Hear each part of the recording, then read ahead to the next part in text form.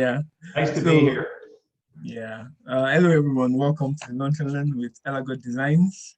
We have Brent here who is going to be telling us more about the company and what they do. We are very excited to have you, Brent. Thank you for being with us.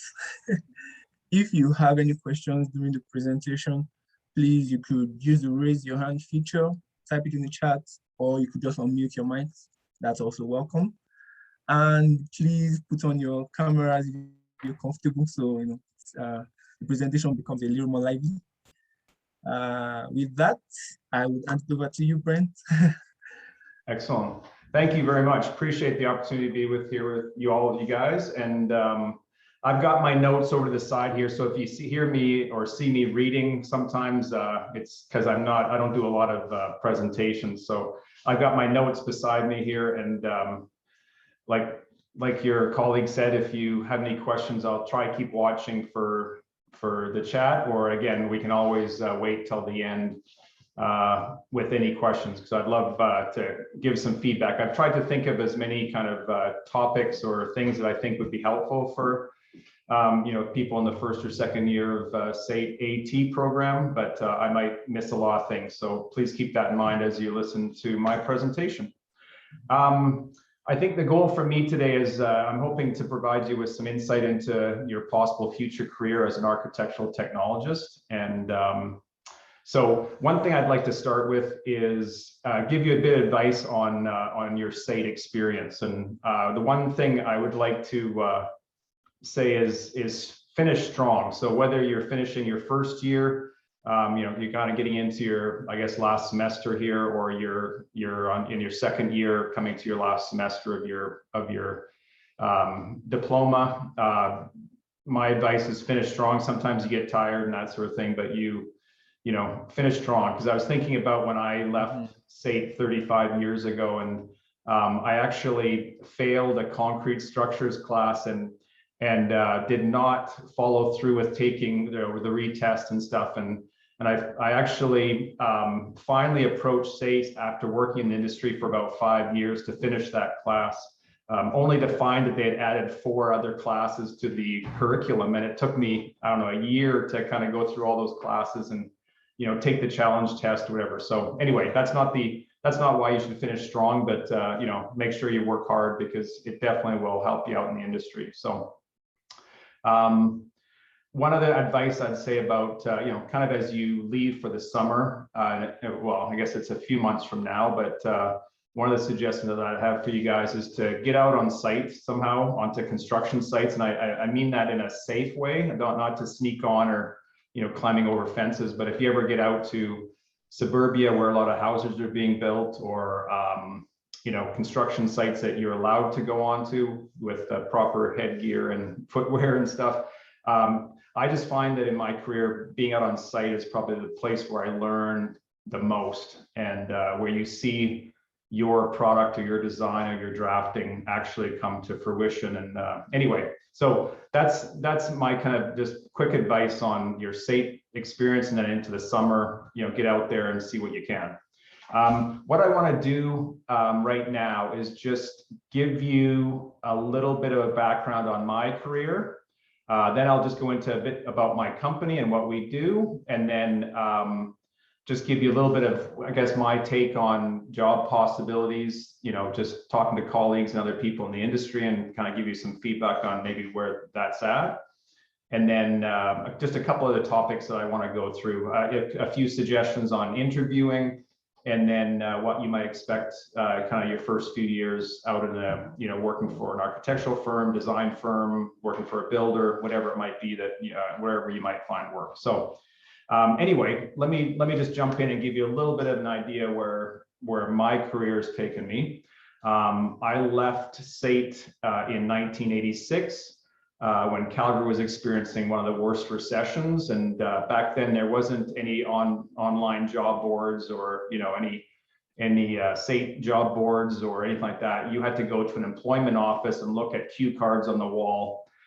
So imagine going to a room about 4 times as big as one of your classrooms, with the perimeter walls, ideally filled with a bunch of job postings, but instead there must have been about 5 jobs posted in the whole space, and one of them was for a technologist, or actually only one of them was for a technologist of any kind. And so it turned out that that one job I was eligible for, and turned out that I got that job, and it was with a company, architectural firm called Richard Linseth Architects, and they did residential design. So anyway, I was fortunate. I was probably one of a few of my classmates that got jobs back then in the industry. A lot of them went on to other careers. Some of them stayed with Safeway and did their this sort of things. But I was fortunate, got right into working as a draftsperson with a architectural firm.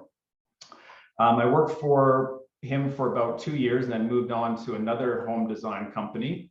After a few more years of that, my wife and I moved out to Vancouver, where I worked for a home stock plan company and an interior design firm. We were out in Vancouver for a couple of years, and then once we moved back to Calgary, I worked my way up to design manager at several of Calgary's bigger production builders. You might recognize some of them as like Jamin, Cedar Glen, Homes by Abbey, Cardell, Jaeger, and Allen Ridge. About 18 years ago, I decided it was the right time to quit my job and start my own company. And that is kind of my career up to obviously starting my own company. My company is Ellergodt Design. And so in about 2003, I started Ellergodt Design. We currently focus almost solely on residential design. And that includes things like home additions and renovation design, things like internal guts, additions, and second stories. So what I'm going to do here is, as I go through some of these things, I'm going to use this opportunity to go into, can you give me permission to share? I'm just going to open up some, I'm just going to go into a few projects just to kind of explain some of the stuff. Okay, there we go. Thank you. Okay, so I'm just gonna, this is, hopefully you can see some of this. This is basically some development permit drawings that we did for a renovation. So this is in St. Andrews Heights, and it was basically started out as a bungalow, and we basically added a second story to it. So this is, again, I'm gonna kind of whip through that project. I also want to, on the renovation side, this is one that we did on Elbow Park. So this is the river here, backing onto the river. About 3 or 4 years ago, we were approached by a custom home builder, and we designed an infill for them on one lot. They built it, and then obviously right after that, they sold it to a homeowner. He bought the lot next door. And so now we were approached by the builder and the client to basically add a huge addition on the side. So we doubled the size of the home on that project. So here you can see the existing footprint of the previous or current home, and then we designed a huge addition on the side. And this is the basement, but the main floor has a swimming pool, a pool lounge, a suite for her mother-in-law, and then a wet lounge area. Upstairs has bedrooms, a new bonus room, studio for working out and stuff like that. And this is they have a loft with an outdoor patio area facing out to the river. And this is the current house, and this is the addition off to the side here. So it's a very large addition. This would not be, this is not really showing all the, this is one of the biggest renovations I've ever done in my career, but it's definitely on the big side. So this kind of gives you an idea of the DP drawings. And this is just some renderings we did for that project. So we've got this is the rear of the house, some interior pool kind of renderings here. And yeah, it was a really fun project. It's nice when you have clients with a bit of money. Anyway, so and then basically that's sort of on the renovation side. We also do single family design, and I think I've got a few here. So I'm going to open it. This is an acreage home that this is actually just some notes from a meeting that I took. So this is basically a bungalow in Bears Paw. And this sort of shows you kind of the stages of design where we're meeting with a client and we're taking notes from the meeting, and then that gets implemented to one of my ATs that implements the changes. And then they've created the 3D model in Revit. And then we basically, what I do on my iPad is that I basically create on, it's called Morpholio Trace, which is an app that you can almost basically take a piece of trace paper and put it over top of the PDF and then sketch on it like I did here to create the exterior that we presented to the client. This is obviously just kind of a pretty simple Revit model of it that I can sketch over top of. Let's see, a few other homes I was going to show you. This one here is one that's just in the architectural control stage right now. We're almost got it approved. But this would show you obviously the floor plans and then some of the sort of perspectives in Revit that we do for our designs, and obviously be able to present to a client. And then obviously rear elevation, stuff like that, to make sure we've got the design exactly how the client wants it. Let's see what else. I think I got one other thing. So this one here is a home that's being built in Fernie right now. So we do some vacation homes as well. And this would, it's kind of hard to see, but this is sort of a modern, I guess, a mountain modern type of exterior. And again, so we'd have different clients. Some are renovating their homes, some are, buying new properties to build on, some are tearing down their house to build a new home. And then we also, I guess the last, oh, sorry, there's other, oops, give me a sec here, I got on the wrong screen. This is I don't know if you see that, but that's a video from a project that we did out in Bears Paw. I probably could speed that up a bit, but anyway, this is a custom home for a builder, basically a custom home builder for his show home. And they built it and actually sold it very quickly, probably too quickly. They didn't really have it as a show home very long, but anyway, had really got really good responses from the design, and they got a few clients out of it. So that was positive. The other thing that I guess the third area of what we do is more on the multi-family side. So this is a small project that we did. It's in Killarney. You can probably see it being built off to the, as if you're heading downtown on Crowchild Trail, you can see it on the Killarney side over the sound barrier. It's a 3-story, 3-unit condo. You can see a bit of it here on the rendering here. So that's kind of a small multi. Obviously a 3. This is a 6-plex in Bankview that we're doing. That's just being approved right now in the development permit process. So it gives you a little bit of idea. Sometimes you'll find that working with certain clients, you actually design something you really love, and then you show them and they sort of pare it down or they change the exterior. And sometimes in the end, it's not exactly how you would have done it, but they're happy, and that's what counts. So, so that's, I think I've got one other example here for you. This is one that we're a 10-unit condo project that we designed, very eclectic. It's on Park Hill Street near Mission area, just near McLeod Trail.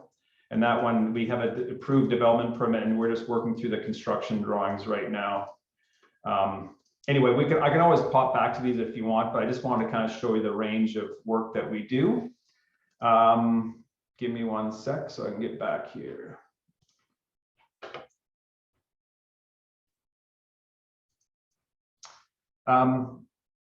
Okay, so most of our work is in the Calgary area, but we do have,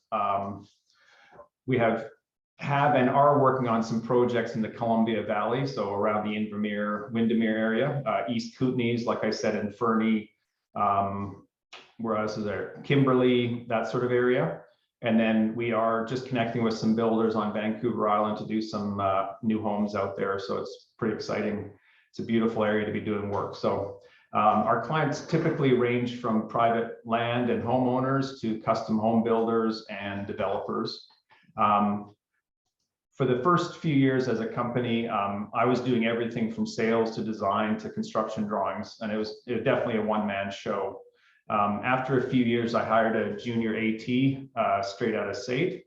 I had a sort of a 2-person office for the first 15 years, so not a lot of growth, but had different levels of AT student, or not AT students, but AT graduates. Some were right out of state, and a few of them had a few years of experience. Within the last 3 years, we've needed to hire 4 people, so we're now a team of 6. I'm the president of the company. I have a managing director, 2 senior designers, and 1 intermediate designer and an intermediate technologist. For my company, or if my company continues to grow, we may be hiring an AT or an interior designer in the next few months. All my current staff are ATs, and apart from one of them, they're all SAIT graduates, including myself, obviously. All my staff use Revit for all of their design and technical work. We also use Enscape and Twinmotion for our renderings and marketing material.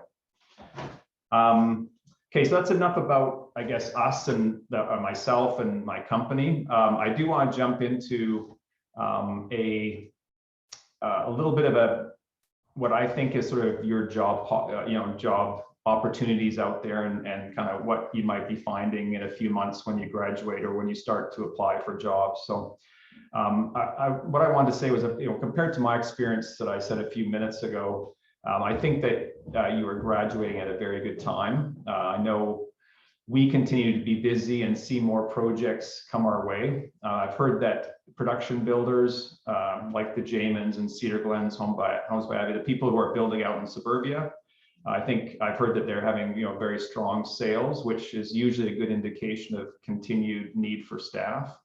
I think the concern within our industry is now the supply chain and how that will affect projects once they hit the construction phase. And it's hard to say right now if this will affect clients starting the design process with a company like us moving forward.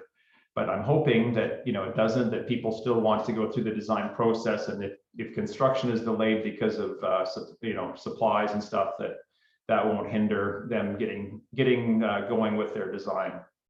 On the architectural design or architectural firm perspective, I don't have any contacts in that sort of side of the industry, so I can't really comment on how the job market is within their firms. That might be probably a better conversation with some architects or architectural techs working for some of the bigger Dialogue and some of those architectural firms. Are there, I haven't been watching the chat, but are any questions, or should I just keep going? We do have one question in the chat. Right? The question: how do you find your clients? How do I find my client? Okay, that's a very good question. So, I mean, a lot of our clientele comes through just our reputation. So, because it definitely helps to be in the industry for a very long time. So, we're out there. People, like a lot of builders and developers, know of us, know of myself, and they just seek us out. We've just, in the last 8 months or so, we did a new website, so that's really helped bring people in, and a lot of people hit our site to look for information or contact info and see our projects, so that's also a good way.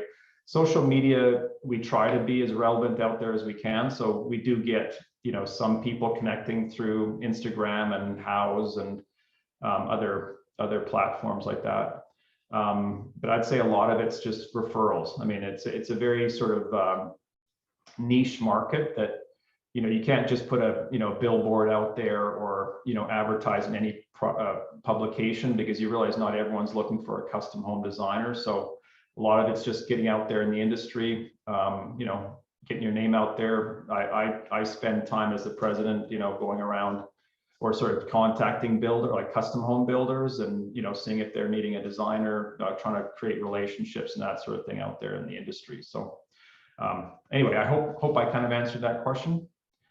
Okay, I'm gonna jump on there. So one thing I did talk to, I think it was Ashley. I asked Ashley yesterday when we chatted, just if there's anything within, say, the SAIT program where they kind of help you go through thinking through whether you might, as you head out of, or as you graduate from SAIT and look for a career, should you be looking, say, in the residential sector or in more the commercial sector? And I guess it didn't sound like there's really any conversation around that, apart from maybe talking to one of your teachers, or maybe some mentoring that you might have.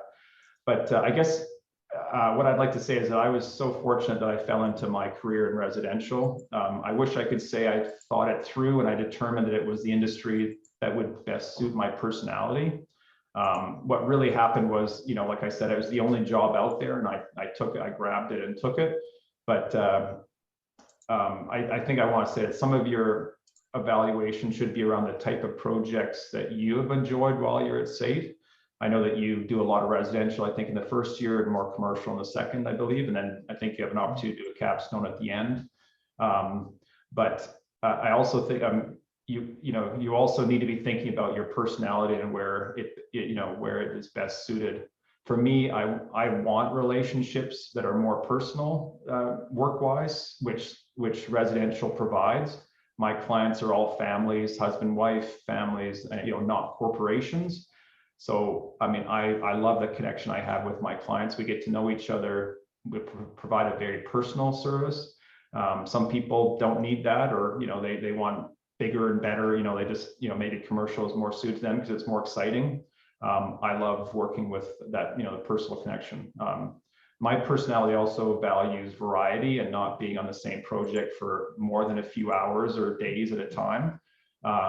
And again, I don't have any experience working for large architectural firms or doing commercial work, but what I've heard is that you can be stuck on one project for months or years, and that would just drive me crazy. I would have gotten out of the industry by now, and so I'm fortunate I'm in residential. Some people, again, I've got people that I know or that graduated with me. Sorry, let me turn that off.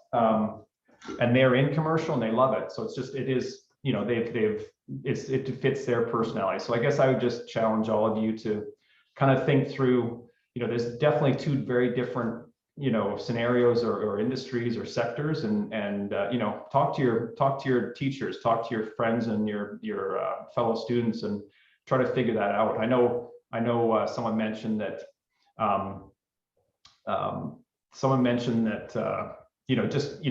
when you come out of state, you just want to get a job. And that's, I completely understand that. I'm not trying to say that you should be an idealist and, if residential is for you, only go and work for someone like my company and you wait for a year until that opportunity comes. But I think just be conscious of it over your first few years of your career, because what you can find, and again, you see my gray hair, see how old I am and how many years I've been in the industry, you realize that I have some advice here and I have some experience that you can find in 10 years. You look back and you're like, oh shit, what happened to, what happened? Where did my career go? Or why did I get stuck in this job? And if you're not conscious of that conversation in your head, then you can kind of find that you're just stuck in a dead end job that you maybe don't like. So anyway, I just want to throw that out there.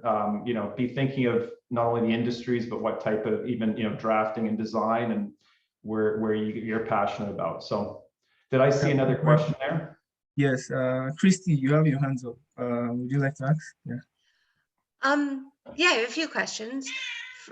First one, how important is sustainability to your clients? Is it something they're asking for? Is it something that you suggest to them? Yeah, that's a great question, and I would say so. I'm a lead AP for homes. I have a sustainability advisor certificate. I've taken some passive house. So to me personally, sustainability is incredibly important. I mean, especially on the residential side. I don't think commercial is any better, but residentially, we're one of the worst industries out there for wastage and, I'm not saying environmental issues, but definitely wastage within the construction process. So I'm very conscious of that, and I want to be contributing to a better, more sustainable industry. And then also from a net zero and, having better, like with LEED, you have, obviously you guys probably know this even better than me, but, indoor air quality, landscaping, all those kind of things that are kind of on that side of the LEED. It's important to me, but boy, it's a hard sell. Like, I don't always mention it. What I find is that clients will come to me and bring it up and say, oh, I'm thinking about doing this. And then usually through our process, or when they start talking to a builder about it, and then all of a sudden the costs come up, then it becomes like so secondary, like it almost gets thrown away. So I don't know if I've ever done a lead project. So I know there are designers out there that specialize in, they probably do a few of them, but it's a hard sell in our city. I mean, we're not, you know, with an oil and gas industry where there's just a sort of a overlying mentality of and I don't want to get into politics here really, but you know, I think there's a very conservative mentality here that isn't really healthy for the sustainable side. So anyway, it's a hard sell. So hopefully I kind of answered that question. Yeah. And I have another question. Okay. I understand that the big homes pay the bills and make everyone money. With your multifamily stuff, is that the same, that you're trying to make the most money? Are you trying to build communities, and is there any interest in? Wow. Oh boy, you're one of those people. No, that's awesome. I really appreciate it. I'm joking. I mean, it really is a very important question. And I've got one of my staff is very much like you, as in just he really struggles with, you know, this McMansion and the size and kind of this industry. And I think, you know, I wish that we could always be providing design services for very efficient, not necessarily smaller homes, but not necessarily monster homes. Like we're doing one, for example, right now, and it's an acreage home. And these clients, they're retiring. So they're moving back from Saudi Arabia, I think, and they're retiring from the oil and gas industry.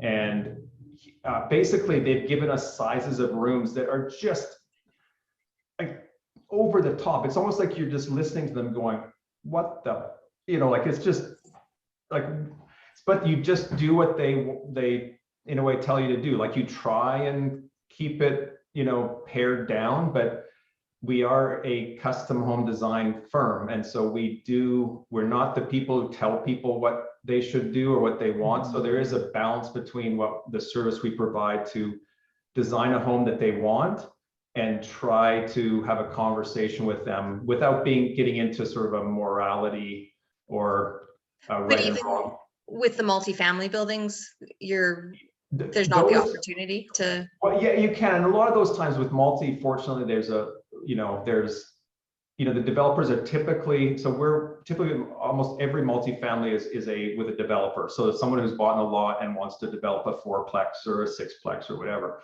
In those cases, they it's all about our ROI, right? Return on investment. So it's basically how much money can they make. So, but they typically will do their research, like what is selling in the neighborhood, you know. So it's typically like the 6-plex I showed quickly there in Bankview.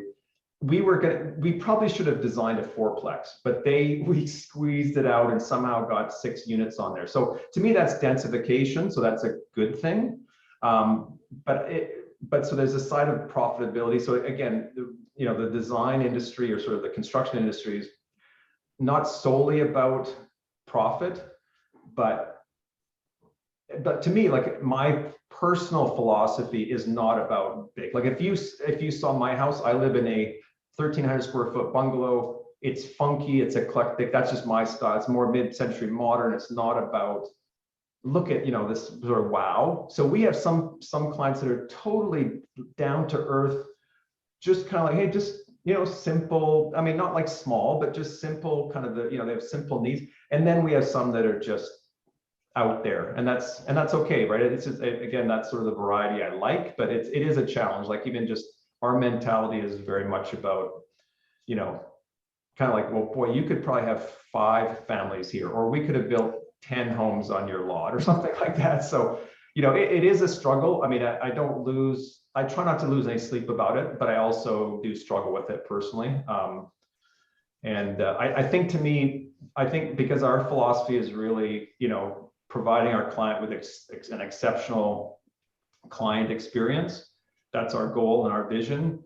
It really is about providing them the home that they feel they need, and it's our responsibility to take them through a questionnaire and a design criteria discovery type process that not challenges them, but does sometimes put things into question, and just we sort of say, well, are you, is that really the size you need, but not in a moral sort of perspective, if that makes sense. Yeah. Okay. Hope I didn't beat around the bush too much there, but. And actually, I've come up with one more question. Sure. how important is customer service for your ATs? Do you need people who are personal? Like, is that a quality that you are? Absolutely, yeah. I mean, I have one AT who's been with me the longest, and RJ, he's an awesome guy, but he's not he wouldn't necessarily say he'd want to be facing clients all the time. But even he does, but not nearly as much as my other senior designers and my other staff who are going to meetings, and like we're all emailing clients all the time. Like I go through probably 40 or 50 emails a day just trying to keep on top of projects and that sort of thing. So, and I am a very diplomatic person, so I'm not saying everyone should communicate like me, but I'm just saying I would expect my ATs to be very good communicators and be very respectful of our clients. Like there's clients that piss you off, and it's how do you take that and how do you turn that around in a professional way? You know, when they question, like I could tell you stories over the years of just people who have, you know, that humble me when I don't want to be humbled, let's say, and they sort of question my abilities, and I can just, you know, my first monkey brain moment is I want to beat the shit out of you. And then it's, you know, take a couple seconds, and then I respond in a more positive way, and I turn the situation around. So I guess all that to say is that's what I'd expect from my staff, to be mature and, you know, don't take it personally, because we're providing a service to clients that, you know, have their opinions, and we just have to roll with it, I guess. So how was that for honest feedback? That was good. We still have a couple of questions. Do you want to go ahead, or do we just? You know, do you want? Yeah, you know what? I'm almost done. So maybe what I'll do, if you don't mind, I'll just quickly go through the interview process, kind of what you can expect, and then do you mind if we jump to the questions? No, not a problem. Yeah, go ahead. Okay. Let me just finish up here, and then we can kind of, I'd love to answer any other questions people have. So I want to give you guys a little bit of, I was trying to think of sort of all the interviews I've either been a part of myself, where I've been interviewed years and years ago, or over the last 18 years when I've been interviewing for my own staff, and just some advice that I have. So here's some thoughts that I have for you guys. So I would say, and this is again, thinking mostly about in the last few years, interviewing SAIT students or, you know, graduates coming to a potential or to a job interview. So I would suggest that you come with your most recent work that is related to what the company does. I've had people come to me with commercial work, and it's not to say I don't care. I don't really care how good you are at doing that. So just be conscious of who the company is, and kind of the work that you think would be most relevant. So, and I just have a note here. I've interviewed recent grads that brought way too much stuff. So be proud of what you've done, but just be conscious of, you know, typically someone's interviewing, they're kind of under the gun time-wise. And so you just want to, you know, be focused on what you want to present, and be, you know, you don't want to be bringing a whole portfolio of hundreds of pages, and, you know, they just want to see some top quality stuff. So make sure that you can explain what part of a capstone you were responsible for, and how you led or contributed to the end result. Because I mean, I think it's pretty obvious to people out in the industry, if I'm interviewing someone, that you show me your commercial project or whatever, that you didn't do everything. And so I want to know, I don't care what Bob or Sue or Sally did. I want to know what you did and how you contributed to that team, and the collaboration that you put together, and how you worked with that team to design, you know, your project.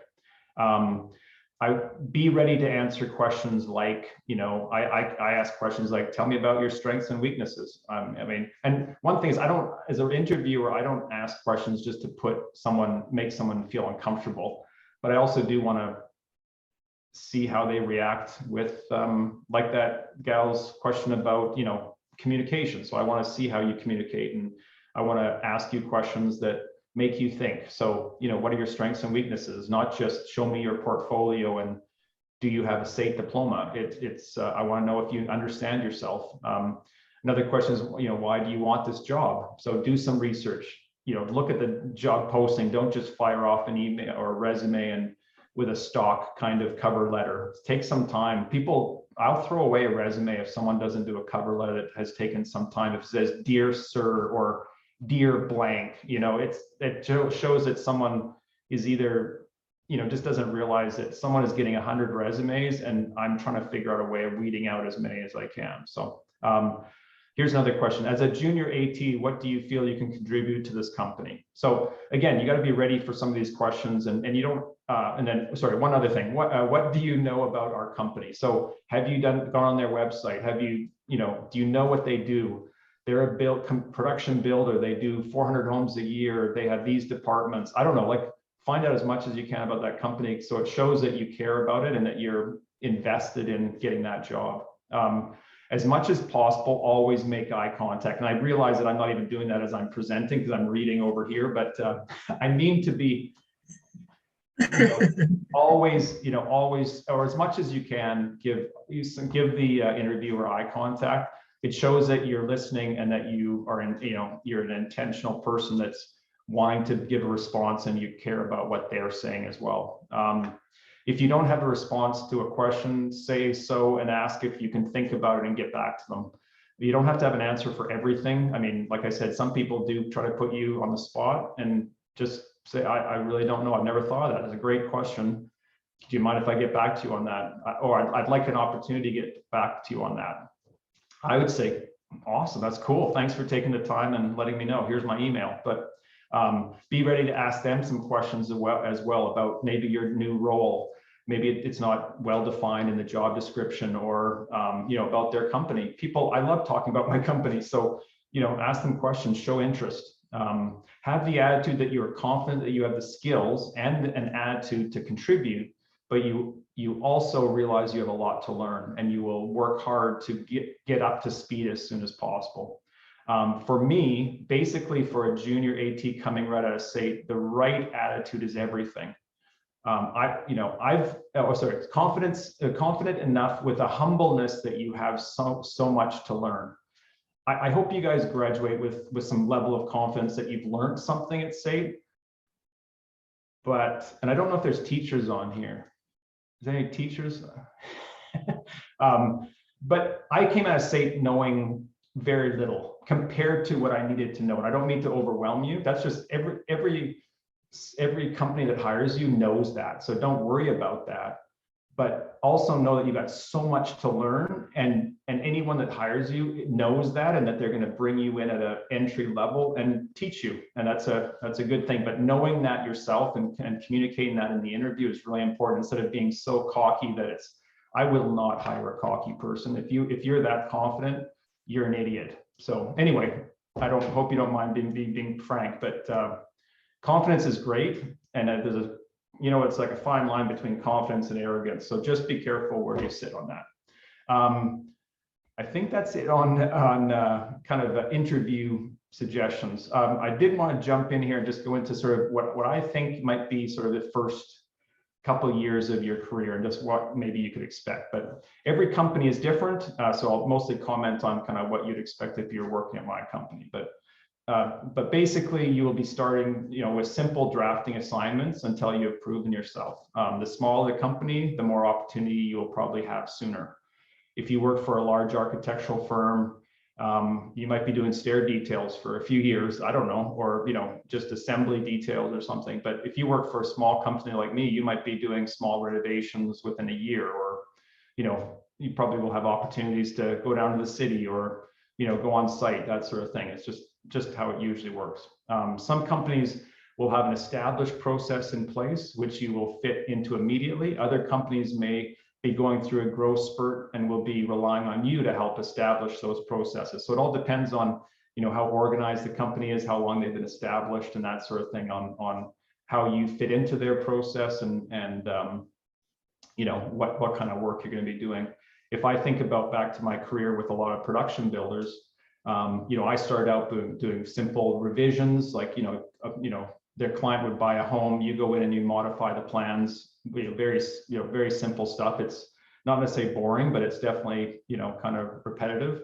But then as you grow, you might get into some design opportunities. You might be starting to, design some show homes, or, meeting with clients maybe. But that's usually a few years down the road. I think it's good to come in the industry with high expectations, but hopefully they're realistic as well. And again, I think that's something I would actually go back to the interview process and suggest that you ask that question, like what can I expect? What are the opportunities for me in 6 months or a year? And again, that company would be able to, speak very specifically for their company and kind of what you should expect there. I would say my suggestion about the first year or so is like, be open to whatever the company needs you to do. There is no assignment that is below you, I think. As you continue to contribute in whatever way you are needed, it will become very evident that you are reliable and a go-to person. If you continue to contribute in a way, or if in any way possible, the company and the company doesn't see your efforts, it may not be a good company to work for. So, invest your time and work your ass off. And most companies out there are really good quality companies, and they'll, in a way, reward you or give you more opportunities as a result. Most companies will not be giving you design opportunities for a few years. There is a lot of learning about the building code, local bylaws, construction methods. There's just so much to learn. But if you're willing to, show the effort and you're out there, learning, that can definitely come. And then again, not everyone wants to be designers. When I was at SAIT, I won some of the design awards, and I thought I was pretty cocky and amazing. And then I came out in the industry and realized how much I had to learn. So I was humbled pretty quickly. But I would say that some people love the technical side of it. Some people maybe like the 3D visualization side. Some people like the design side. Some people like all of it. They want to do everything. And there's definitely companies that would be suited for all those types of personalities and skill levels and areas of expertise. The last thing I want to talk about here before we jump into the questions is what skills are expected at our company.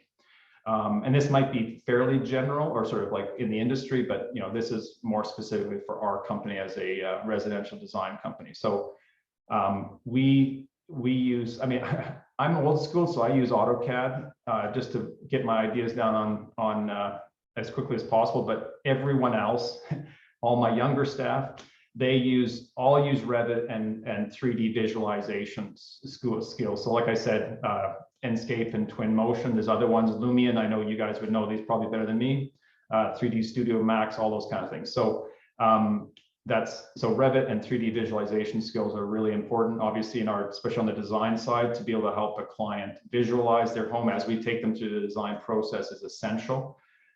Years ago, obviously, probably before you were born, I was doing manual drafting or even AutoCAD, where it's 2D. You're basically relying on a client to see things in just a two-dimensional, drawing, and I think that was very limiting. So I think this kind of goes back to that gal's question about communication skills. So being a great listener is incredibly important, as not only as an employee, but as someone who's working with a client.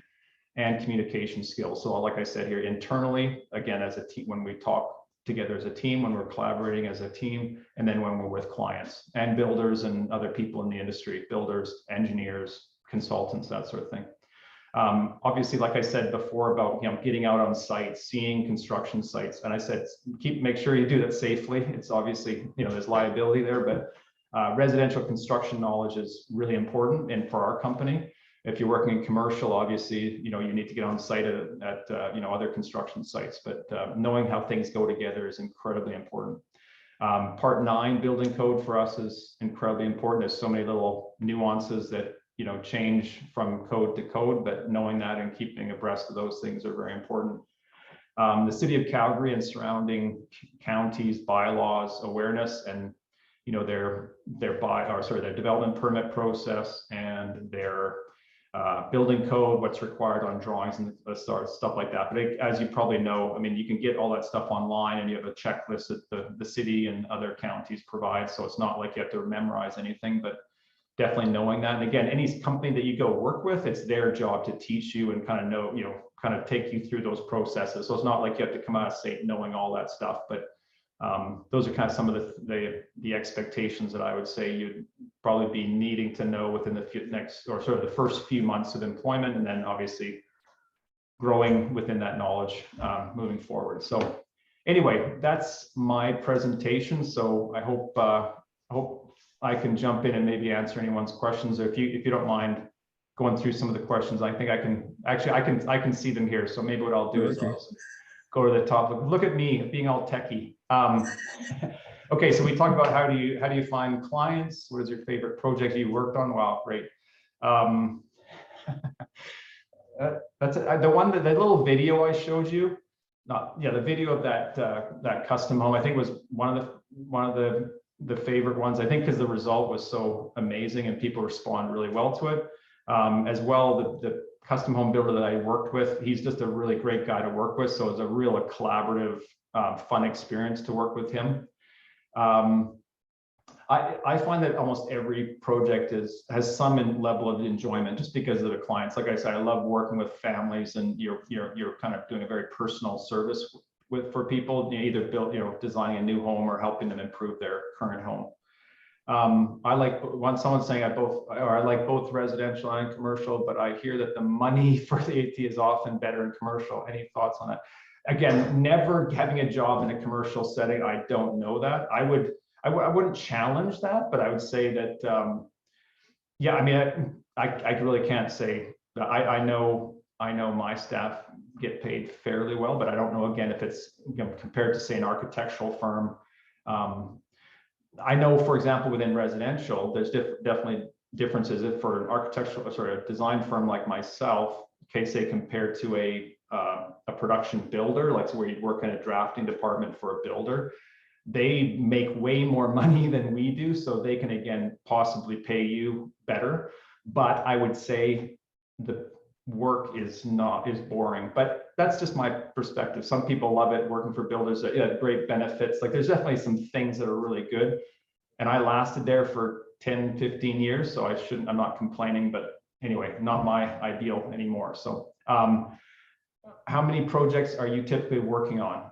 Good question. So typically in a year, we typically go through about 50 to 60 projects, and those range from really simple to multifamily. But typically in a week, I'm probably working on 4 to 5, I guess. So I might work on some revisions that only take me 2 hours, and I might be working on a brand new custom home design that I might be working on it for 2 or 3 days. So there's definitely a range from hours to days.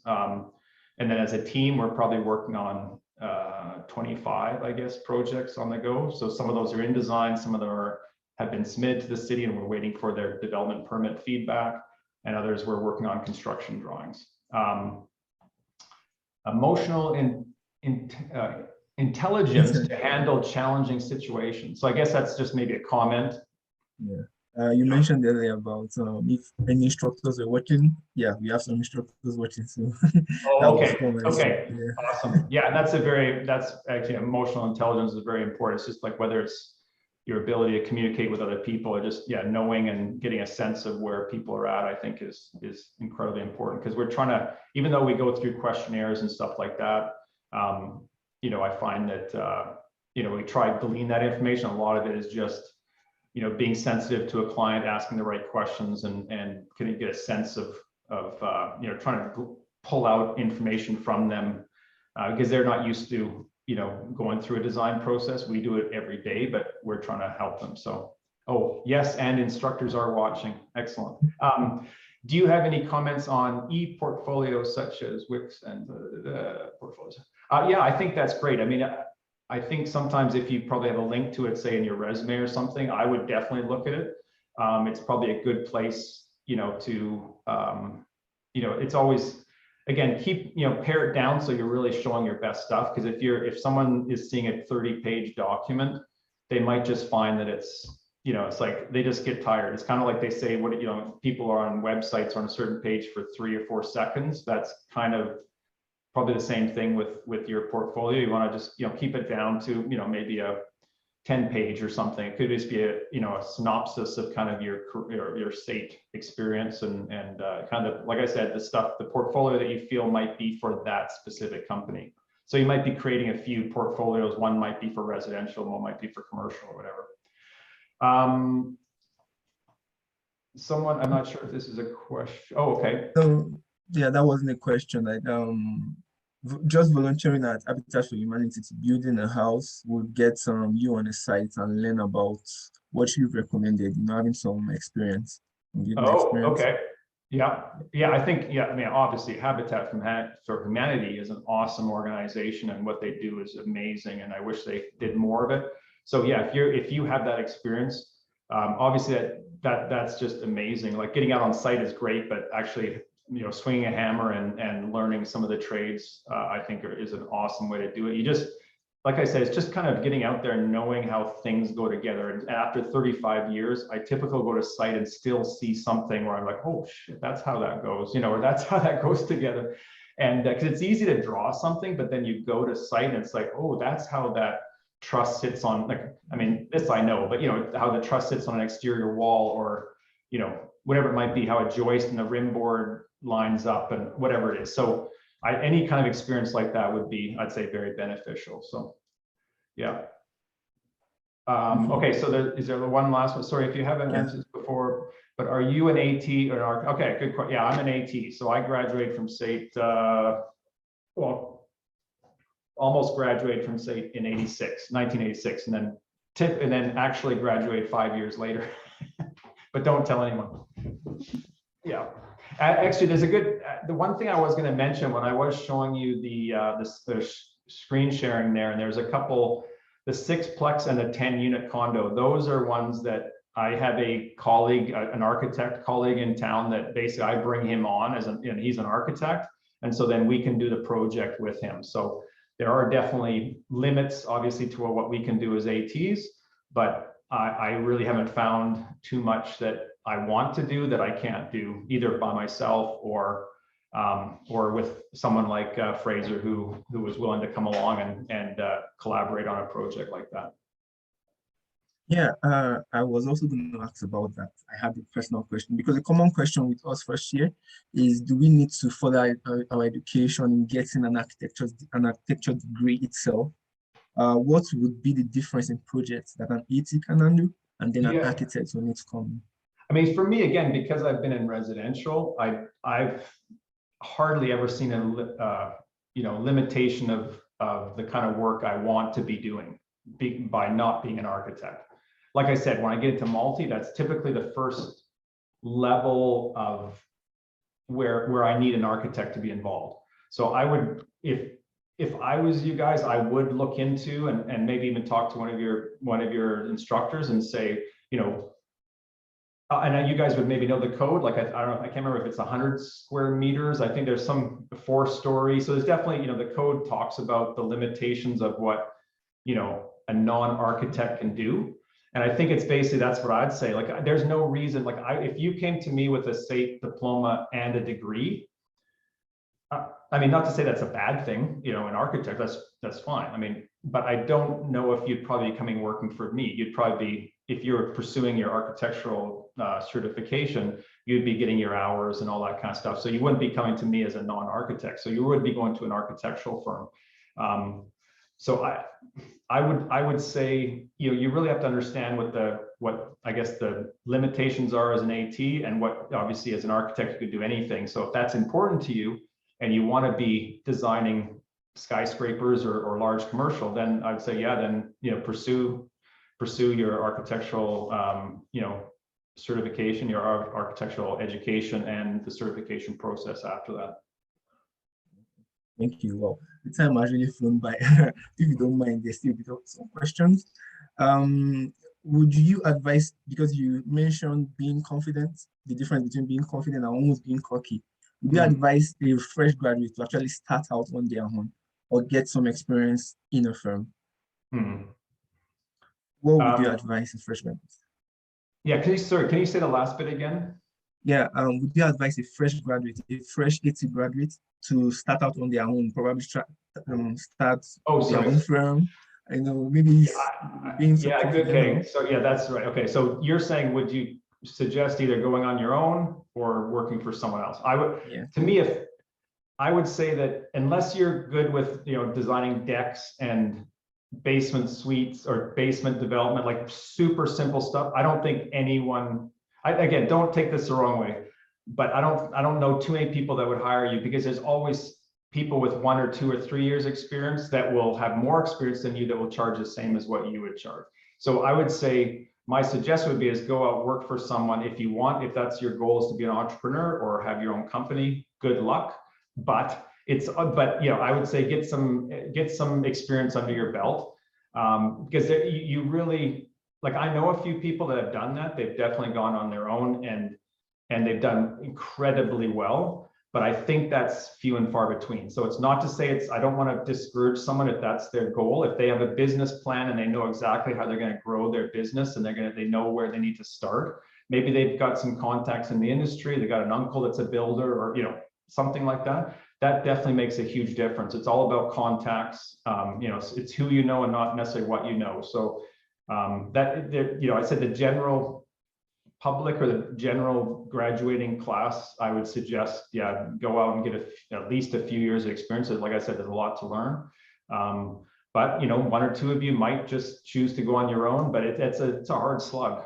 I mean, it's hard to get out there and say, I've just graduated from SAIT and can I design your house? I don't know too many people that would say yes to that. I mean, nothing wrong with, design abilities. And, I'm sure I didn't see this year's, home design portfolio or the competition, but like I said, I mean, did I answer your question? Yes, I don't want to be discouraging. I want to be as encouraging as possible, but I also want to be somewhat realistic. So. Yeah, no, thank you very much. One last one, though. Christy asked about the passive house and the lead certification. And you mentioned how it's such a hard sale with the clients. Is that because of the prices to erect such buildings, or why is it an hard sale? So was that the sustainability?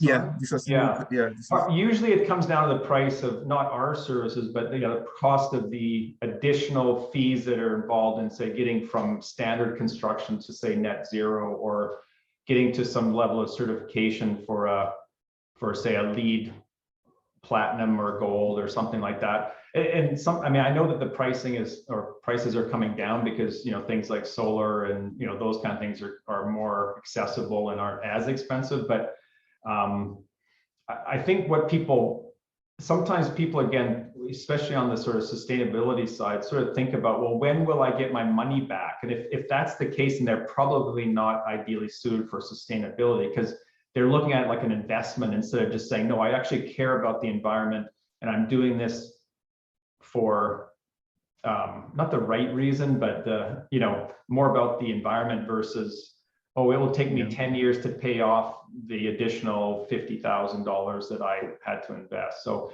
and in Calgary, like I said, back to the oil and gas industry, this is a very,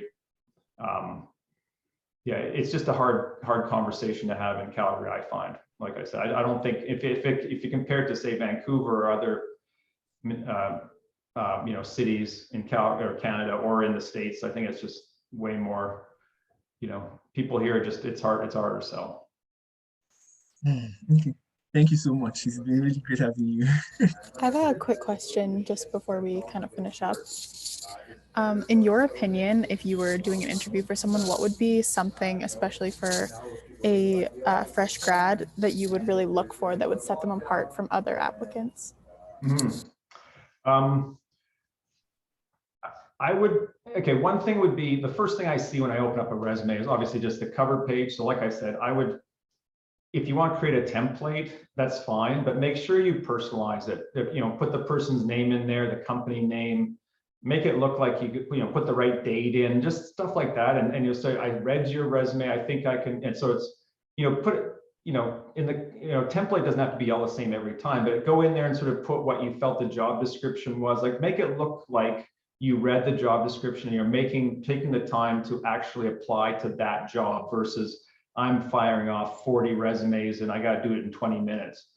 Because I'll probably just throw that away if I don't feel like that person actually wants this job. So that's one thing, is a sort of a personalized cover letter. I found that, again, maybe this is more of a graphic design thing, but sometimes people try to be too creative with their portfolio or their kind of letterhead or whatever. I mean, again, this is just my opinion. Someone might not agree with me, but I would say just keep it simple. Don't try to do a bunch of graphics and lines. It's almost like, I'm not a graphic designer, so I wouldn't do that, but I'm just, I'd say don't maybe show your creativity on your letterhead. Just keep it fairly simple. And it's all about what people are reading and what they're seeing. Don't worry about a bunch of lines and trying to be too artsy fartsy. So I also would say one of the things that I have always told my kids, and again, they're your age and older, but show, like, once you've had the interview, maybe wait a couple of days and phone, try to create some sort of follow-up afterwards, to show that you're interested in that job. Just say, oh, I just wanted to follow up and see if you've made a decision. Do you have any other questions for me? Whatever, show interest. That's, I think, the biggest thing. That's how you're going to separate yourself from 40 other people being interviewed for the job. What else? I haven't necessarily seen this a lot, but I would say, I wouldn't go overdressed, and I wouldn't, think that it's not all about what you wear, but I would, look professional. So again, understand the company. If it's like my company, I've got a t-shirt and a sweater. That's pretty formal for me. So it's a very laid back company, but just be conscious of where you're going and that you address appropriately. So you're not necessarily overdressed, but definitely not underdressed.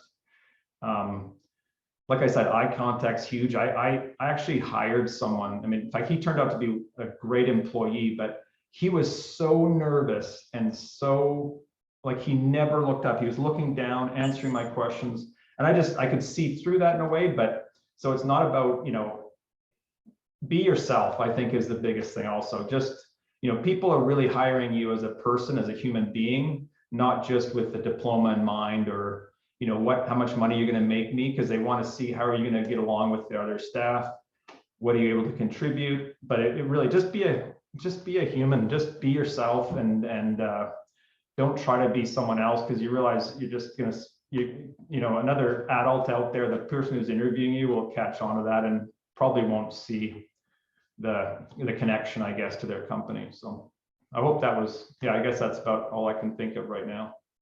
Yeah, thank you so much. Thank you. One last thing. If anyone wanted to get in touch with you, is there a website we could view? Is there an email we could send a message to? Sure. Yep. Yeah. If you guys have my email, so you can definitely pass it on to whoever's a part of it. And I'd be happy to answer any questions, and we can always have a quick conversation, or with any specific questions, or I'd be happy to help. The reason why I do these things, and why I'm very proud of being a grad at SAIT, from SAIT, and I've also been very fortunate in my career that I've always had people around me that have been helping me, and so this is just my very little way of giving back, I guess. And I remember what it's like being where you guys are at, whether you're halfway through your first year, halfway through your second year, and getting out there and looking for work and getting your career. You're young and enthusiastic, and that's awesome. But I remember what it's like. It's exciting and scary at the same time, but I'm very happy to help out in any way. Okay. I would quickly add the email to the chat, so those watching would have it. Excellent. But thank you. It's been really, really nice having you. If there is no other question. Okay. Yeah, no, I hope, again, if I can help any of you with any questions down the road, I'm just reach out by email to start with. And I'd love to help out if I can. And thanks very much for the opportunity. It's great seeing another young group of people take an AT and hopefully being excited about a career in AT. There's a lot of opportunities out there. No, it's been really nice having you. Thank you so much. Thank you, everyone. Sorry, just one thing. I saw that you posted the website, and if you go on the website, you can probably go to the contact page and get to info, so it basically says info@beginwithdesign.com. That comes to me, but if you want to have it directly to me, just put Brent@beginwithdesign.com. So anyway, okay. Yeah. So, and whoever says thank you, you're very welcome. And again, I'm happy to be here, and all the best to all of you. Hope you guys have a good, last semester. Yeah, it's been great having you. Have a good day. Thank you so much. You're very welcome. Thanks, everyone. Bye-bye.